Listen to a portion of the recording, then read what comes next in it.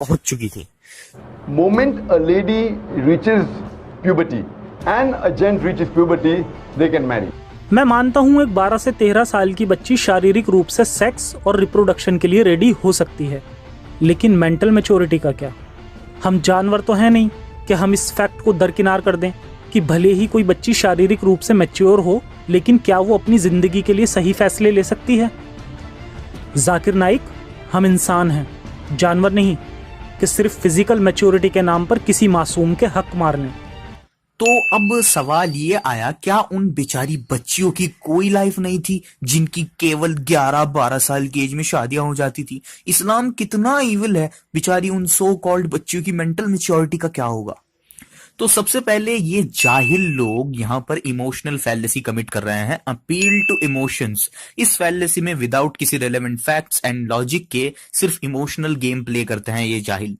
तो चलिए इन जाहिल इस्लामोफोब्स को थोड़ा सा ज्ञान देते हैं। तो जाहिलों, मिडीवल पीरियड में हिस्टोरियंस हमको बताते हैं कि मिडीवल टाइम में जब गर्ल एंड बॉय प्यूबर्टी तक पहुंच जाते थे, यही उनकी एज थी शादी करने की।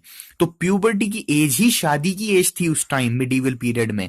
तो ये प्रैक्टिस तो दुनिया के ऑलमोस्ट हर कोने में होती थी, लोग जल्दी ही शादी करते थे। तो क्या पहले की किसी फीमेल को हुकूक नहीं मिले? क्या किसी फीमेल को पास्ट में हक नहीं मिले?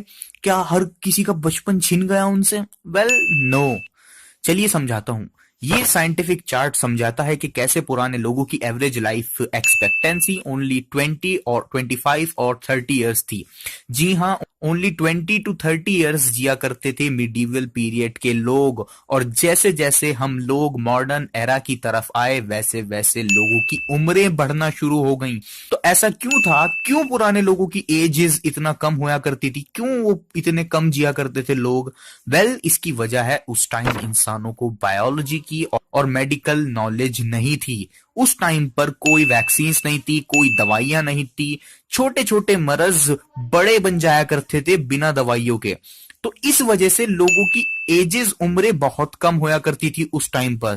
थैंक्स टू अल्लाह, अल्लाह ने इंसानों के अंदर ऐसा कॉम्प्लेक्स ब्रेन बनाया जिससे ह्यूमंस कुछ नया सीखकर, उसे याद रखकर उसे समझ पाए। और मोस्ट इंपॉर्टेंटली, अल्लाह ने जितनी बीमारियां दुनिया में बनाई, उन सब की दवाई का मटेरियल भी इसी दुनिया में रख दिया।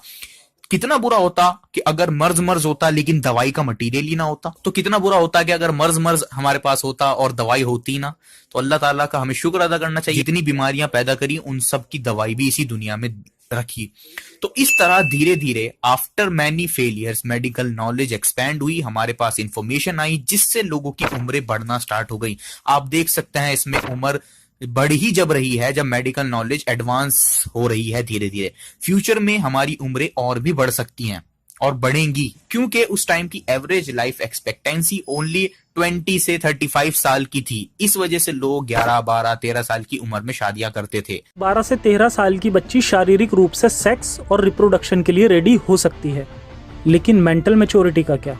वेल, जाहिलो, आज दुनिया भर की इंडिपेंडेंट स्टडीज अवेलेबल हैं जो हमको बताती हैं मिडीवल पीरियड में आधे बच्चे प्यूबर्टी की एज से पहले ही मर जाते थे। जी हाँ, अगर किसी के 10 बच्चे थे पुराने टाइम में, तो उसमें से आधे तो 15 साल की एज से पहले ही मर जाया करते थे। क्यों? क्योंकि उस टाइम पर कोई वैक्सीन नहीं थी। जो आज आपको पैदा होते ही वैक्सीन लग जाती हैं, टीके लग जाते हैं, वो नहीं थे। कोई मेडिसिन नहीं थी। लोग अगर बीमार हो गए तो समझो गए। तो उस टाइम पर कोई बच्चा लकीली ही 15 की एज क्रॉस कर पाता था। तो इसी वजह से आधे बच्चे प्यूबर्टी की एज से पहले ही मर जाते थे। तो ये जाहिल जितने भी हैं, जफर, हैरिस, इस्लामोफोब्स, जितने भी पागल कहते हैं, ये लोग जो कहते हैं ना कि इस्लाम में और लेट रखनी चाहिए थी शादी की एज, ज्यादा होनी चाहिए थी शादी की एज, तो इन जाहिलों को ये नहीं पता कि क्योंकि पुराने लोगों की लाइफ जो है वो कम होया करती थी। तो उस टाइम पर अगर कोई फीमेल या मेल 15 की एज तक पहुंच गया, 17-18 की एज तक पहुंच गया, तो उसके लिए उसकी आधी जिंदगी खत्म हो गई। और उसके बाद फिर वो लोग बीमार हो जाया करते थे कुछ टाइम बाद, और 30 से 35 साल की एज में उनका अल्लाह हो जाता था। तो जो लोग ये जाहिल मेच्योरिटी की बात कर रहे हैं ना, इस पर मैं और भी स्टडीज दिखा सकता हूँ, लेकिन सारी डिटेल्स मेरी आने वाली वीडियो हजरत आयशा रज़ी अल्लाह तआला अन्हा की एज वाली वीडियो में होंगी इंशाल्लाह। ये ट्रेलर समझे आप लोग। तो फिजिकल मेच्योरिटी ही उस टाइम पर मेंटल मेच्योरिटी मानी जाती थी। तो ये सुनने में तो अच्छा लगता है इस्लामोफोब्स के मुंह से कि मेंटल मेच्योरिटी का क्या, हम लोग जानवर थोड़े ना हैं, लेकिन absurd है। आप थोड़ी सी पास्ट के बारे में रिसर्च कर लें तो ये सारी चीजें ताश के पत्तों की तरह बिखर जाती हैं। तो ये आर्ग्यूमेंट और कुछ नहीं है, बस presentism and appeal to emotions and faulty comparison की फॉल्लेसी में आके ड्रॉप होता है।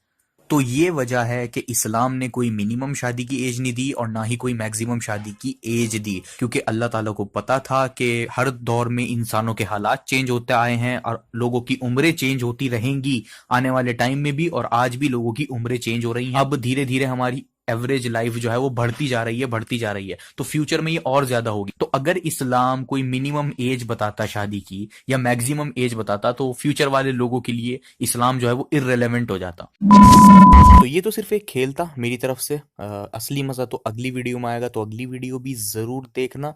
और जिस ब्रेन डेड ज़ॉम्बी ने मुझे रिस्पॉन्स दिया था उसने ये मुझे कहा था, अब मैं उसे कहता हूँ। और अभी तो रुको, क्लाइमैक्स अभी बाकी।